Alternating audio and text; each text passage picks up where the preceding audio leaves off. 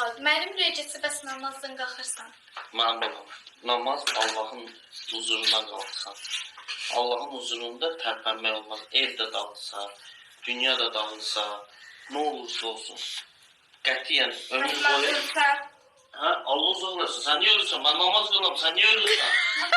Yox, mən namaz qılam. Allah.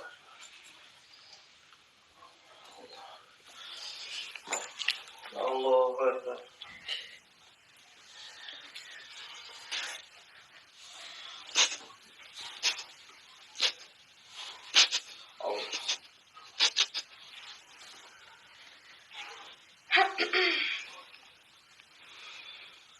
Allah.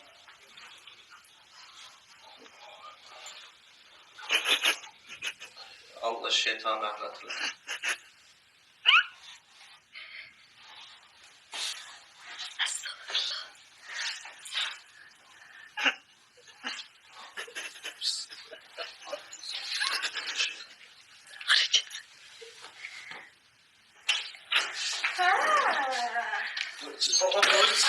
Sen de söndür bir daha bir de.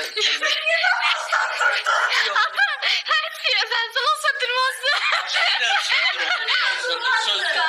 Bir de söz dedim sen de. Böyle ayıp diye. Ben diyorsan zaman bakıram. Sən də olsa namazdan Yok söndür bir de söz dedim. Namazdan niyə durdun sən? Buyur. Onu sil bir de söz dedim. Ver telefonu. Yox. Aşkım. Hani durdun məcburum var namazdan. Allah uzun. Merhaba. Aa, aşkım bilemem. Onu çıkartma da.